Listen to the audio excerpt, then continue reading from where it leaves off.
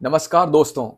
दुनिया के सबसे महान साइंटिस्ट में से एक एल्बर्ट आइंस्टाइन ने गांधी जी के बारे में एक बार कहा था, generations to come will scarce believe that such a one as this ever in flesh and blood walked upon this earth.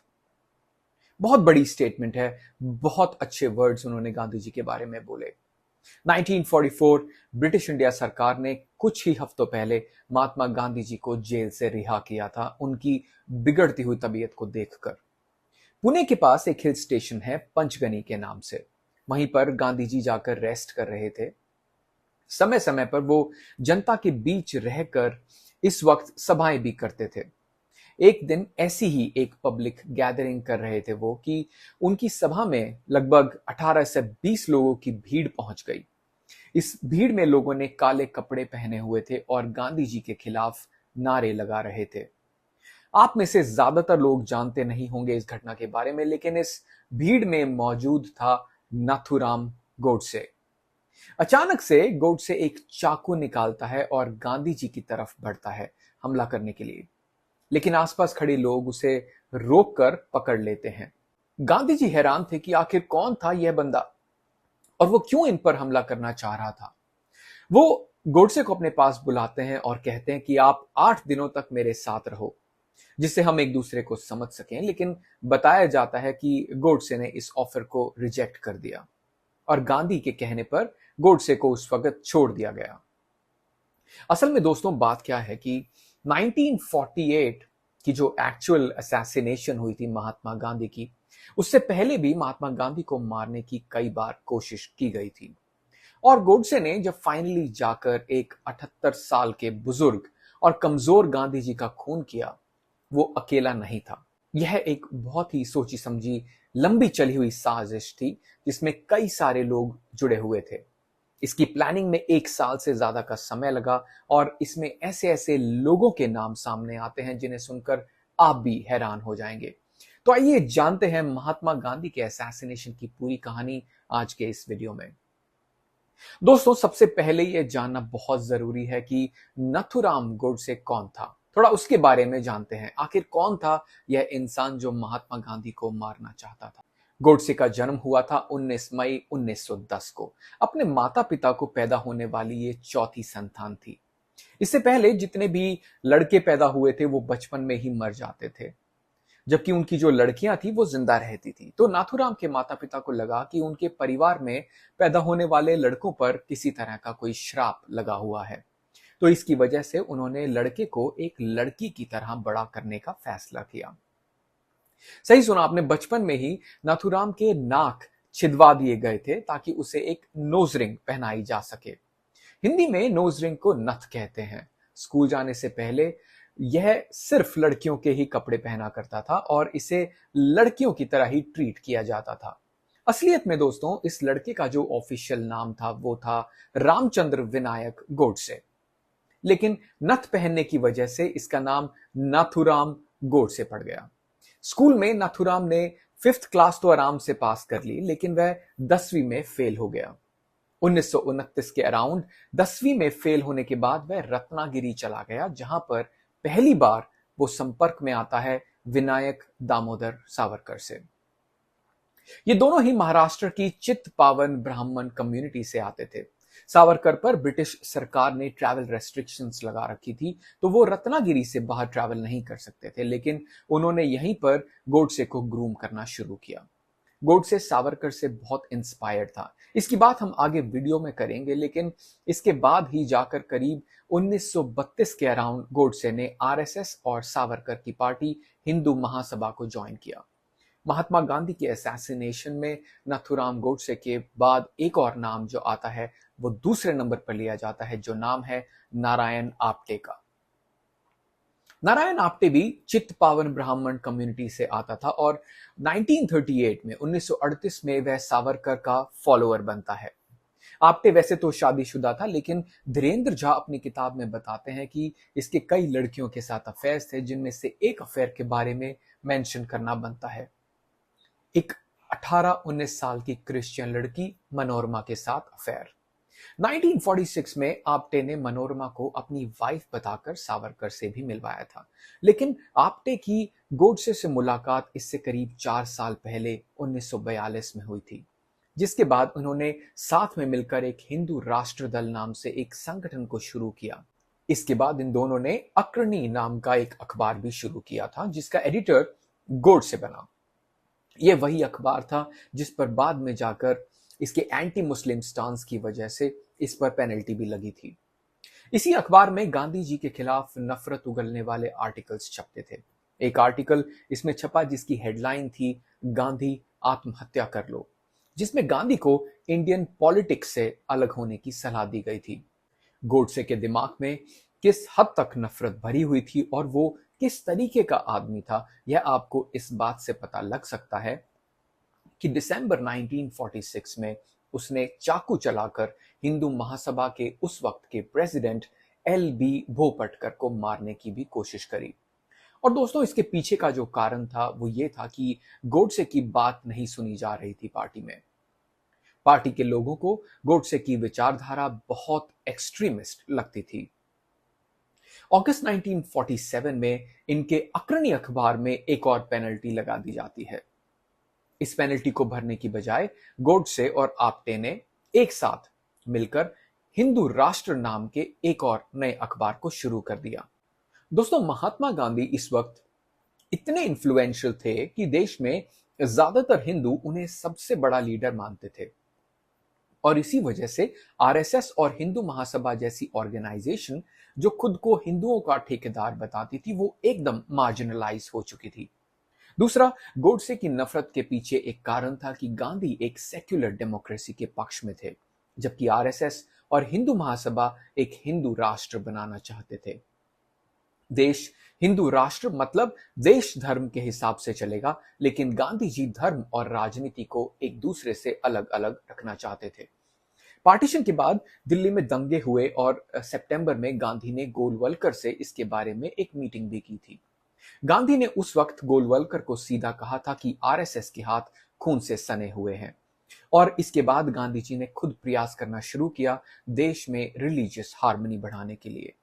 8 December 1947 Delhi police के इंटेलिजेंस डिपार्टमेंट ने नोट किया कि एक क्लोज डोर मीटिंग हुई थी, जिसमें आरएसएस के हेड एमएस गोलवलकर ने कहा था कि महात्मा गांधी मुसलमानों को इंडिया में रखना चाहते हैं। गांधी अब हिंदुओं को और मिसलीड नहीं कर सकते। हमारे पास तरीके हैं कि जिससे ऐसे लोगों को तुरंत चुप कराया जा सकता है, लेकिन ये हमारा ट्रेडिशन नहीं है। लेकिन अगर हमें मजबूर किया गया तो हम ये रास्ता भी चुन सकते हैं। तो बेसिकली ये एक कॉन्स्पिरेसी थी जिसकी शुरुआत हुई थी टू किल गांधी। गोलवलकर के इस बयान के सिर्फ 3 हफ्ते के बाद नाथूराम गोडसे, नारायण आप्टे और करकरे गांधी जी की हत्या की साजिश में लग गए। ये सीधे तौर पर गांधी की हत्या करना चाहते थे, लेकिन सवाल यह उठता है कि गांधी को मारेगा कौन? नारायण आप्टे और नाथूराम गोडसे में से कोई भी ये करने को तैयार नहीं था। 2 जनवरी 1948 को ये दोनों जाकर विष्णु करकरे से अहमदनगर में मिलते हैं। विष्णु करकरे इनको मदनलाल पाहवा नाम के एक आदमी का सजेशन देता है। मदनलाल एक रेफ्यूजी था जो पाकिस्तान से आया था और कई हफ्तों से करकरे के साथ रह रहा था। शुरुआत में करकरे जब मदनलाल पाहवा से मिला तो ये लड़का कुछ काम ढूंढ रहा था, कमाई का जरिया ढूंढ रहा था।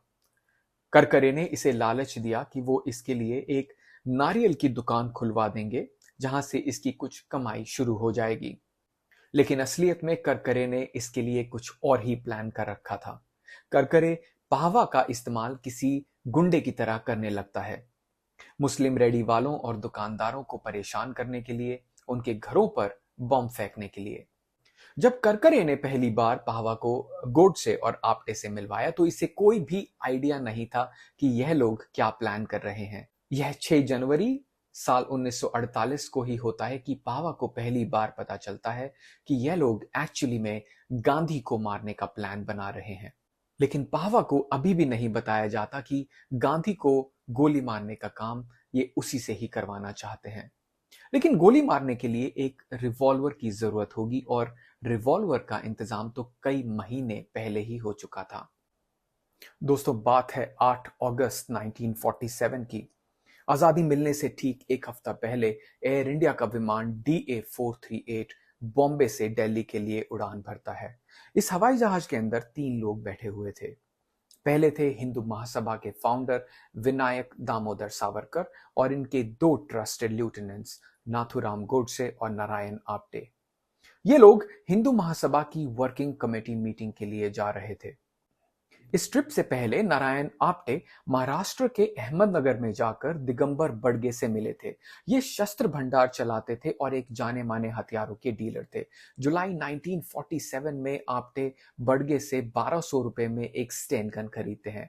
उनके साथ गन खरीदने में विष्णु करकरे भी शामिल थे। जब ये फ्लाइट दिल्ली लैंड करती है तो गोडसे और आप्टे ग्वालियर से आने वाले दत्तारे परचुरे से मिलते हैं, जो हिंदू राष्ट्र सेना चलाता था। ये पहली बार था जब गांधी के हत्या के अक्यूज्ड सभी लोग एक साथ मौजूद थे।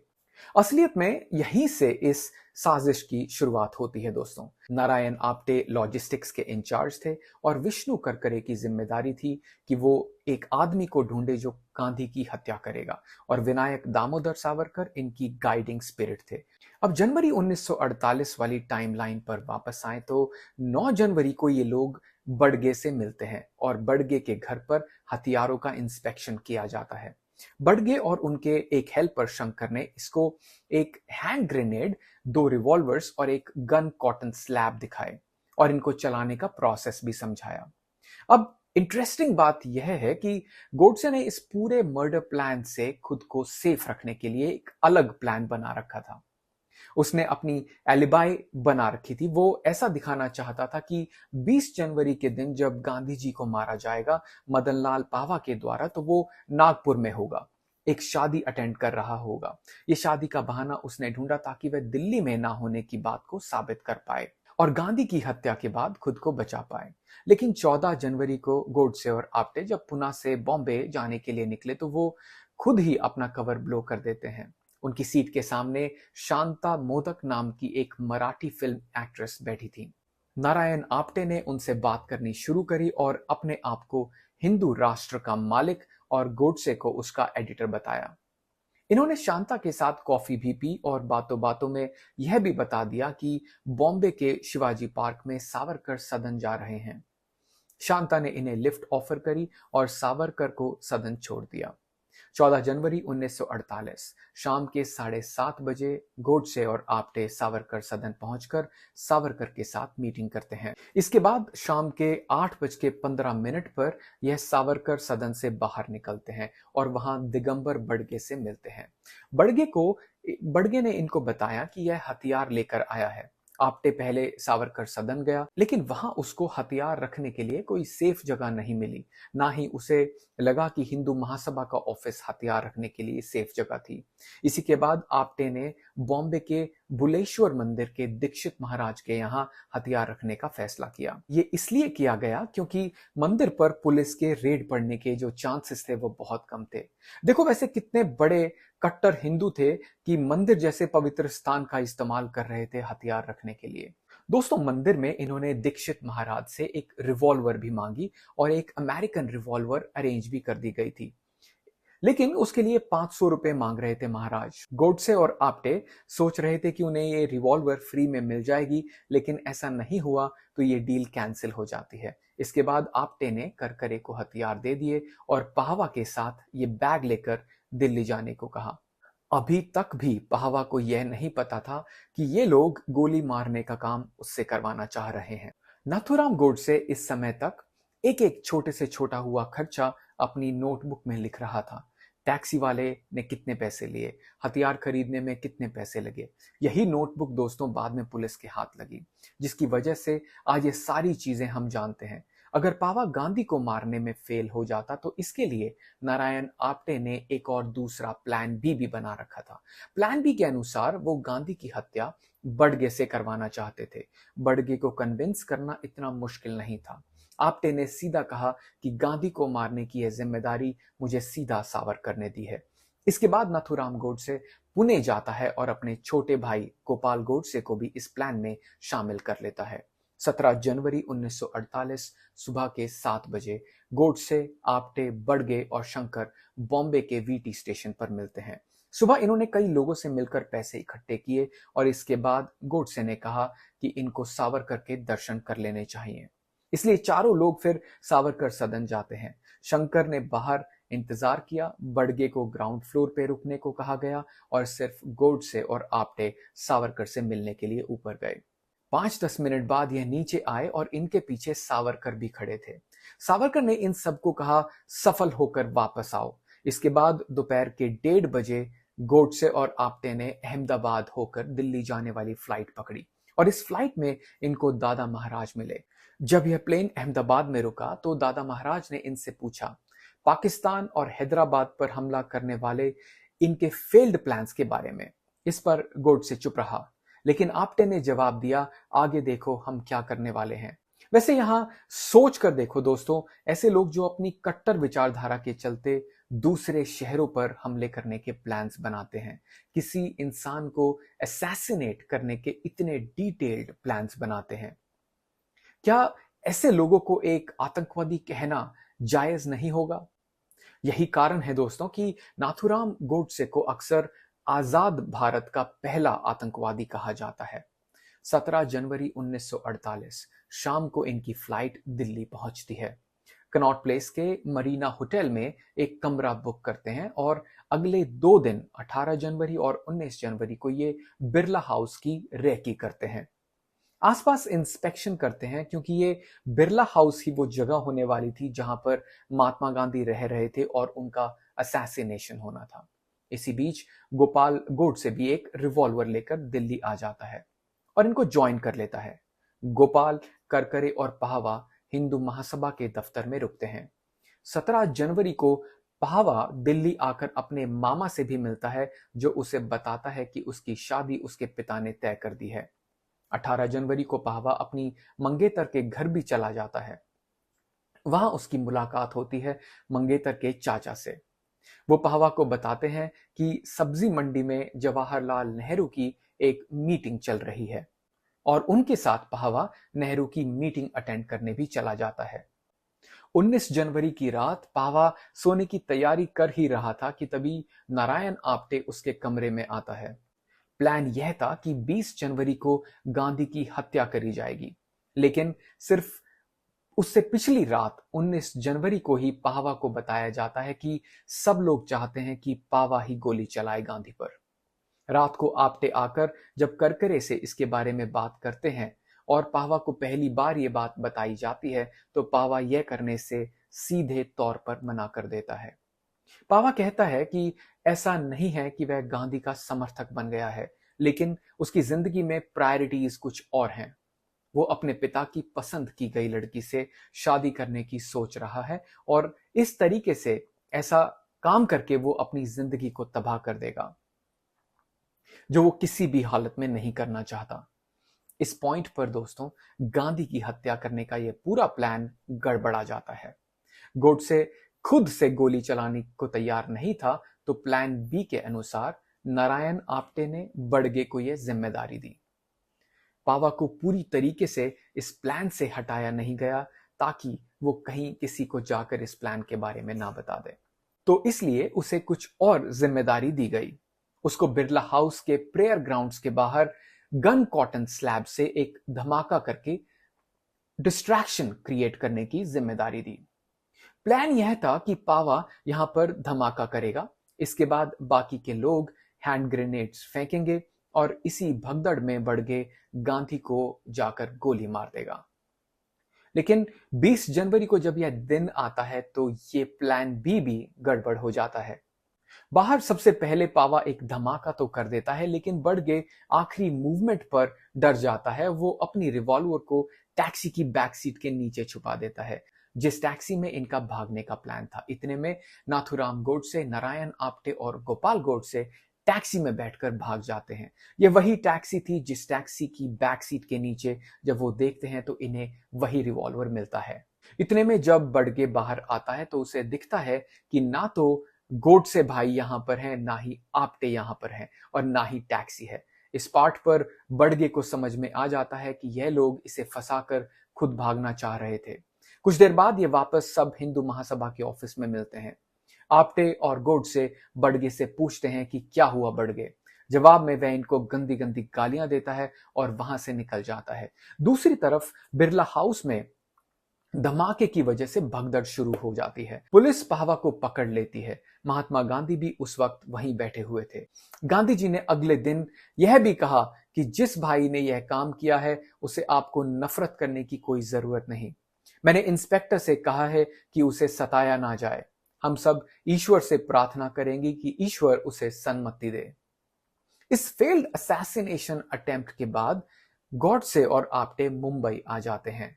23 जनवरी 1948 ये दोनों मिलकर फैसला करते हैं कि अब गोडसे खुद ही गांधी को मारेगा।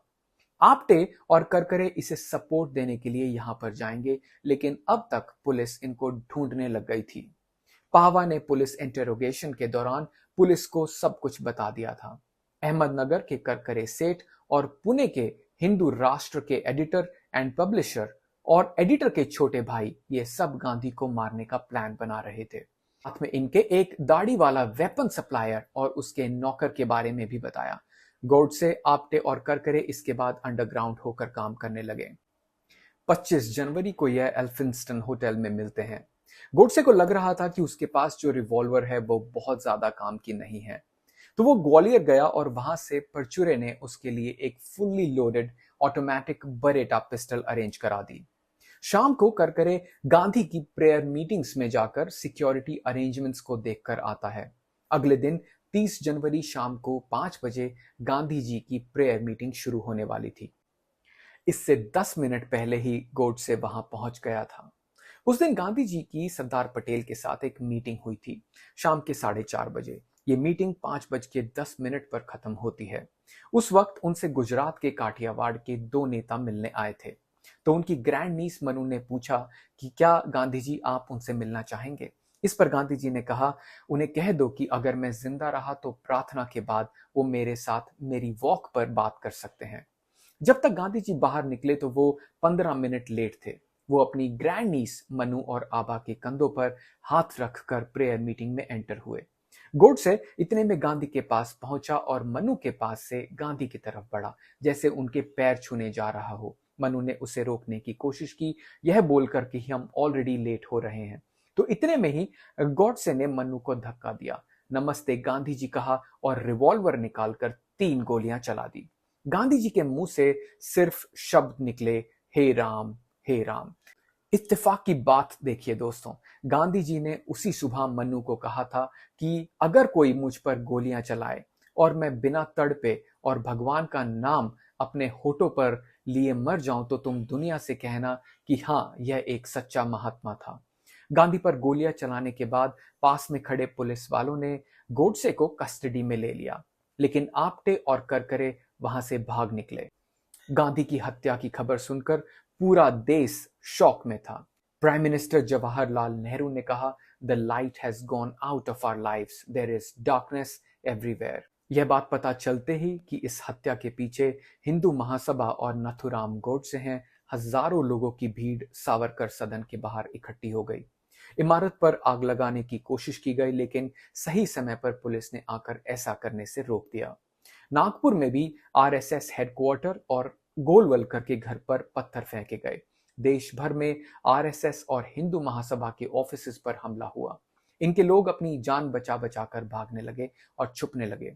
गोडसे और सावरकर जैसे लोगों ने सोचा था कि गांधी की हत्या करके यह हिंदुओं को अपने पक्ष में ले लेंगे और लोग इनके सपोर्ट में खड़े होंगे, लेकिन नतीजा इसका उल्टा ही हुआ। गांधी की हत्या करके गोडसे ने गांधी को और भी महान बना दिया और उनकी विचारधारा को और भी मजबूत। आरएसएस और हिंदू महासभा के लोगों ने सपने में भी नहीं सोचा था कि उनके खिलाफ इतना बड़ा रिएक्शन देखने को मिलेगा जनता में। 24 घंटों के भीतर उनकी स्थिति इतनी खराब हो गई थी कि वह अपने आप को बचाने के तरीके ढूंढने लगे। 31 जनवरी 1948 गोलवलकर ने अगले दिन एक रिटन स्टेटमेंट दी जिसमें वो गांधी को दी ग्रेट महात्मा कहते हैं। वो ऐसा दिखाने लगे कि देखो मैं तो गांधी को सपोर्ट करता हूं। लेकिन इस हत्या से पहले वो गांधी के खिलाफ सिर्फ और सिर्फ जहर उगलते थे। आरएसएस ने अपने आप को बचाने के लिए यह तक कह दिया कि हम गांधी के आदर्शों में मानते हैं। जब 31 जनवरी को पुलिस वाले सावरकर के घर गए तो सावरकर ने सीआईडी के डिप्टी कमिश्नर से पूछा कि क्या वो उनको अरेस्ट करने आए हैं, जबकि पुलिस वहां सिर्फ सर्च करने गई थी। आरएसएस और हिंदू महासभा ने गोडसे को पूरी तरीके से डिसओन कर दिया था कि यह हमारा आदमी नहीं है। गोडसे को पकड़कर पहले तुगलक रोड थाने में ले जाया गया और फिर उनसे पूछताछ हुई और फिर उसके बाद पार्लियामेंट स्ट्रीट पुलिस स्टेशन में उनसे एक लंबी पूछताछ की गई। 31 जनवरी को उसे मजिस्ट्रेट के सामने लाया जाता है, जिसके बाद उसे पुलिस कस्टडी में भेज दिया गया। शाम तक गोडसे जो था वो अनईजी होने लगा। उसे लगा था कि वह गांधी जी को मारने के बाद हीरो बन जाएगा और हिंदू और सिख रेफ्यूजीज उसे सपोर्ट करेंगे और उसके सपोर्ट में खड़े हो जाएंगे, लेकिन ऐसा कुछ भी नहीं हुआ। जो लोग गांधी के पहले ज्यादा खिलाफ भी थे वो भी अब गांधी के सपोर्ट में खड़े होने लगे। इसके बाद 4 फरवरी साल 1948 सरदार पटेल के फैसले पर भारत सरकार आरएसएस को बैन कर देती है पूरे देश भर में। इस बैन को सिर्फ अगले साल 1949 में ही हटाया जाता है, इस कंडीशन पर कि आरएसएस खुद को पॉलिटिकल एक्टिविटी से दूर रखेगी। वो देश के कॉन्स्टिट्यूशन को अडॉप्ट करके सिर्फ एक कल्चरल ऑर्गेनाइजेशन के तौर पर काम करेगी। लेकिन दिलचस्प बात यह है कि सिर्फ 26 जनवरी साल 2002 में ही होता है कि आरएसएस के हेडक्वार्टर्स में पहली बार इंडिया का झंडा लहराया जाता है। इससे पहले वो सिर्फ अपना सैफरन फ्लैग लहराते थे। जमशेद दोराब नगरवाला, बॉम्बे सीआईडी के डिप्टी कमिश्नर, वो वही इंसान थे जिन्होंने 20 जनवरी को पाहवा को पकड़ा था। इन्हीं की टीम होती है जो 31 जनवरी को सुबह 5:30 बजे बड़गे को भी पकड़ती है। 5 फरवरी को ये गोपाल गोडसे को भी ढूंढ निकालते हैं, लेकिन आप्टे और करकरे अभी भी गायब थे। इसी बीच नाथुराम ने पुलिस को आप्टे की गर्लफ्रेंड मनोरमा के बारे में बताया और मनोरमा को ट्रैक करके पुलिस ने आप्टे और करकरे को भी ढूंढ निकाला। अब नाथुराम, आप्टे, करकरे, गोपाल, पाहवा, बड़गे और शंकर सब जेल में थे। 27 फरवरी साल 1948 होम मिनिस्टर वल्लभ भाई पटेल ने जवाहरलाल नेहरू को एक चिट्ठी लिखी, जिसमें इन्होंने कहा कि मैं बापू की हत्या के केस पर डेली अपडेट्स ले रहा हूं। सावरकर के अंडर हिंदू महासभा की फैनेटिकल विंग ने इस हत्या की साजिश की है और बाद में इसको अंजाम दिया। इसके बाद सावरकर को भी अरेस्ट कर लिया जाता है। नाथुराम की इंटेरोगेशन 4 मार्च तक चलती है और 24 मई को गोडसे और इन सभी लोगों का ट्रायल शुरू होता है। कोर्ट में गोडसे गांधी को मारने के कारण बताता है। वो कहता है कि गांधी पार्टीशन के लिए जिम्मेदार थे। अब असलियत में दोस्तों ये बात सरासर झूठ है। असलियत में गांधी जी उन गिने चुने लोगों में से एक थे जो आखिर तक पार्टीशन के खिलाफ रहे थे। यह बात आप सभी जानते ही होंगे। 3 जून 1947 को जिस दिन पार्टीशन को अनाउंस किया गया, उस दिन गांधी जी ने राजेंद्र प्रसाद को कहा था, I can see only evil in the plan. जबकि सच बात यह है कि सावरकर, जिसको नथुराम गोडसे सबसे ज्यादा मानता था, इन्होंने 1943 में कहा था कि मुझे मिस्टर जिन्ना की 2 नेशन थ्योरी से कोई भी प्रॉब्लम नहीं है। अगर गोडसे सही में इस कारण में मानता तो वह अपने गुरु सावरकर को सबसे पहले जाकर गोली मारता और साथ में जिन्ना को भी मारता। दूसरा कारण गोडसे देता है कि गांधी जी ने 55 करोड़ रुपए इंडियन गवर्नमेंट की कैश बैलेंस से पाकिस्तान को देने के लिए फास्ट किया, अप्रूव किया। यह वाला कारण भी झूठा है। असलियत में गांधी जी ने जो अनशन किया था वह दोनों धर्मों के बीच शांति लाने के लिए किया था। भारत सरकार द्वारा उस समय जारी किए गए प्रेस नोटिस में गांधी जी द्वारा पाकिस्तान को 55 करोड़ रुपए देने की मांग का कोई भी जिक्र नहीं है। जिस अनशन की गोडसे बात कर रहा था वो जनवरी 1948 में हुआ था, लेकिन असलियत में गांधी को मारने का प्लान जुलाई 1947 से ही बनाया जा रहा था। तीसरा बहाना कोर्ट में गोडसे देता है कि गांधी जी एक एंटी हिंदू हैं और उन्हें इसलिए मारा जाना चाहिए। अब इस पर तो क्या ही कहा जाए। गांधी जी ने पूरी जिंदगी हिंदुइज्म को प्रैक्टिस किया था। अपनी सभाओं में, मीटिंग्स में, अपनी किताबों में वो कॉन्स्टेंटली भगवत गीता की टीचिंग्स की बात करते हैं। और एक ऐसा आदमी उन्हें एंटी हिंदू कह रहा था जो मंदिरों को इस्तेमाल कर रहा था अपने हथियारों को छिपाने के लिए। इसके बाद में डॉक्टर राम मनोहर लोहिया ने 1950 में लिखा था कि गांधी जी की हत्या के पीछे हिंदू मुस्लिम की बात नहीं थी। असलियत में यह लड़ाई थी एक्सट्रीमिस्ट हिंदू और लिबरल हिंदूज की। गांधी जी ऐसे हिंदू थे जो टॉलरेंस और भाईचारे में विश्वास रखते थे, जो सभी जातियों को, औरतों को एक बराबर लाना चाहते थे। इस बात से वे एक्सट्रीमिस्ट हिंदू बहुत नाराज थे। ये लोग कास्ट सिस्टम को बरकरार रखना चाहते थे। ब्राह्मण जहां पर ऊपर हो, दलित जहां पर नीचे हो, औरतों को हमेशा आदमियों के नीचे रखा जा सके, ऐसा इनका माइंडसेट था। हिंदुइज्म बचाने के नाम पर एक्चुअली में ये कास्ट बचाने की कोशिश कर रहे थे। यही संघर्ष आप आज के दिन भी देख सकते हो देश में। एक तरफ है आम हिंदू लोग जो शांति खुशहाली से जीना चाहते हैं, जो टॉलरेंस और इक्वालिटी में विश्वास रखते हैं, कास्ट सिस्टम में नहीं मानते। और दूसरी तरफ है गोडसे की विचारधारा वाले कट्टर हिंदू जो आजकल ऑनलाइन ट्रोल्स बने फिरते हैं, गाली गलौज करते हैं, औरतों को रेप थ्रेट्स देते हैं, जातिवाद में मानते हैं। यही लोग अक्सर हिंदू राष्ट्र के भी सपने देखते हैं। मुस्लिम, क्रिश्चियन, सिख, लोअर कास्ट के लोगों के खिलाफ जहर भी उगलते हैं। ये इस लेवल के ब्रेन वॉश्ड हैं कि इनके हिसाब से फर्स्ट कैटेगरी के हिंदू लोग भी एंटी हिंदू हैं। गोडसे भी इसी तरीके से ब्रेन वॉश्ड था और प्रोसिक्यूशन को यह प्रूफ करने में कोई दिक्कत नहीं हुई कि इस साजिश के पीछे गोडसे का ही हाथ था। लेकिन जिस दौरान यह ट्रायल चला, इस साजिश में सावरकर की इन्वॉल्वमेंट को प्रूव करना मुश्किल रहा। सावरकर ने अपने आप को बचाने के लिए कहा कि वह बीमार थे और साल भर से गोडसे और आप्टे से नहीं मिले थे। बड़गे जब पुलिस का इन्फॉर्मर बन गया तो उसने सावरकर के इस साजिश में शामिल होने के कई इंसिडेंट्स बताए, जैसे कि सावरकर सदन में हथियार छुपाने की कोशिश, दिल्ली जाने से पहले सावरकर से मिलना और सावरकर का सफल होकर वापस आओ कहना। इसके अलावा ट्रेन में गोडसे को मिली एक्ट्रेस शांता मोदक ने भी इस बात की गवाही दी कि उन्होंने गोडसे और आप्टे को सावरकर सदन छोड़ा था। लेकिन कोर्ट में बैठे जज का यह मानना था कि सिर्फ बड़गे की बात पर सावरकर को सजा नहीं दी जा सकती थी।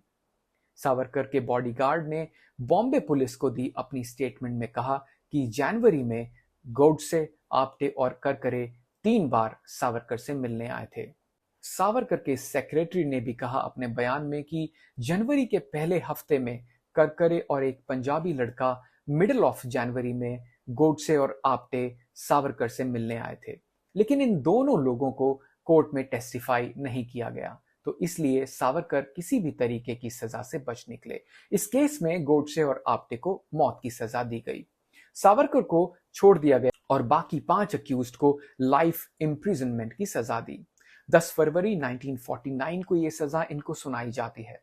गोडसे के खिलाफ 22 फरवरी को शिमला में ईस्ट पंजाब हाई कोर्ट में अपील फाइल की और हाई कोर्ट में गोडसे का केस सुनने वाले जस्टिस जी.डी. खोसला ने बाद में अपनी किताब द मर्डर ऑफ द महात्मा में लिखा, गोडसे के कदम लड़खड़ा जाते थे। उसका व्यवहार उसकी घबराहट और डर की स्थिति को दिखा रहा था।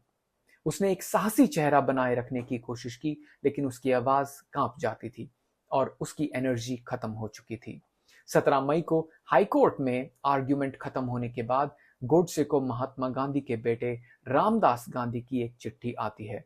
इसमें वो कहते हैं कि मैंने गवर्नर जनरल ऑफ इंडिया से रिक्वेस्ट की है कि गोडसे को डेथ पेनल्टी नहीं दी जाए। गोडसे ने इस चिट्ठी का जवाब देते हुए कहा, एक इंसान के रूप में मेरे पास कोई शब्द नहीं है जिसमें मैं उन घावों के प्रति अपनी भावना व्यक्त कर सकूं जो आपके और आपके रिश्तेदारों को मेरे हाथ हुए, आपके पूजनीय पिता के दुखद अंत से प्राप्त हुए होंगे। गोडसे ने उनको लिखा कि मेरे एग्जीक्यूशन से पहले आकर मुझसे मिलो। धीरेन्द्र झा अपनी किताब गांधीज असैसिन में कहते हैं कि गोपाल गोडसे ने भी बाद में लिखा था, यदि हृदय परिवर्तन गांधीवाद का एक मुख्य सिद्धांत था तो इसे डेथ सेंटेंस लागू ना करके यहां आजमाया जा सकता था। नाथुराम गांधीवाद की तरफ से ऐसी किसी कोशिश का एंशियसली इंतजार कर रहा था। ये सब डेस्परेट कोशिशें थी गांधी की हत्या करने के बाद गांधी के रास्ते के जरिए अपनी जान बचाने की। इस बात से एक बार फिर से साबित होता है गांधी को जरूर मार दिया गया गोडसे के द्वारा, लेकिन जीत यहां पर गांधी की ही हुई। 22 जून को हाई कोर्ट में भी ट्रायल की सजा को बरकरार रखा गया। इसके बाद गोडसे ने प्रीवी काउंसिल ऑफ इंग्लैंड के सामने अपील करी अपनी जान बचाने के लिए, क्योंकि इस पॉइंट ऑफ टाइम तक इंडिया अभी भी ब्रिटिश डोमिनियन था और यह इंडियंस के लिए एक फाइनल कोर्ट ऑफ अपील्स थी। लेकिन अक्टूबर 1949 में प्रीवी काउंसिल ने भी गोडसे की अपील को डिसमिस कर दिया। नवंबर 1949 में एलजी थाटे, जो 1944 में गांधी पर हुए मर्डर अटेम्प्ट में गोडसे के साथ था, उसने गवर्नर जनरल ऑफ इंडिया को एक चिट्ठी लिखी जिसमें उन्होंने लिखा कि गोडसे और आप्टे को गांधीवादी सर्वोदय समाज के सुपरविजन में रखा जाए। यानी कि गोडसे के साथी ही अब गोडसे को उसकी जान बचाने के लिए गांधीवादी बनाने को तैयार थे। लेकिन अभी एक सवाल जरूर था, गोडसे को गांधी की हत्या की सजा की फांसी दी जानी चाहिए या नहीं। क्योंकि अगर गांधी जी सही में जिंदा रहते तो वो इसके खिलाफ होते। यह बात हमें उन पर पुराने असैसिनेशन अटेम्प्ट में भी पता चलती है। इस सवाल पर उस समय के सबसे बड़े गांधीवादियों में से एक किशोर लाल मशरूवाला ने गांधी के द्वारा किए गए एक जर्नल हरिजन में एक आर्टिकल लिखा। इन्होंने कहा कि अगर सिद्धांतों के हिसाब से देखा जाए तो महात्मा गांधी के हत्यारों को फांसी देना उनकी ग्लोरी को कम करेगा, इसलिए उनके हत्यारों को जिंदा रखना काफी ग्रेस का काम होगा। लेकिन इसको ऐसे देखा जाएगा जैसे सरकार गवर्न करने में इनकेपेबल है और इसका सीधा मतलब बनेगा कि फांसी की सजा का अंत है ये। क्योंकि अगर गोडसे को जिंदा रखा गया और बाकी सभी हत्यारों को फांसी दी गई तो आने वाले समय में ऐसा लगता है जैसे सिर्फ अहिंसा के महात्माओं को मारने पर फांसी नहीं होगी। इसलिए अगर भारत सरकार गोडसे को फांसी देती है तो इसमें गलती ढूंढना मुश्किल होगा। इस आर्टिकल के बाद फांसी के सवाल पर डिबेट खत्म होती है और गोडसे को 15 नवंबर 1949 को फांसी दे दी जाती है। जस्टिस जीडी खोसला अपनी किताब में लिखते हैं कि गोडसे ने जेल के अंतिम दिनों में जेल में अपने काम पर पश्चाताप किया था। उन्होंने कहा था कि अगर उसे दूसरा मौका दिया जाता तो वह अपना बाकी जीवन शांति के प्रचार और अपने देश की सेवा में बिताता। इसलिए बात बड़ी साफ है कि जीत यहां पर गांधी की ही हुई। जीता तो यहां पर गांधीवाद ही। दुनिया के सबसे महान साइंटिस्ट में से एक एल्बर्ट आइंस्टाइन ने गांधी जी के बारे में कहा था, generations to come will scarce believe that such a one as this ever in flesh and blood walked upon this earth. आने वाली पीढ़ियों को यकीन करना मुश्किल होगा कि ऐसा इंसान भी कभी धरती पर पैदा हुआ होगा। दोस्तों, अगर ये वीडियो इंफॉर्मेटिव लगा हो तो प्लीज वीडियो को लाइक कर दीजिएगा और अगर आप चैनल पे नए हैं तो चैनल को सब्सक्राइब कर दीजिएगा। बहुत बहुत धन्यवाद। Thank you.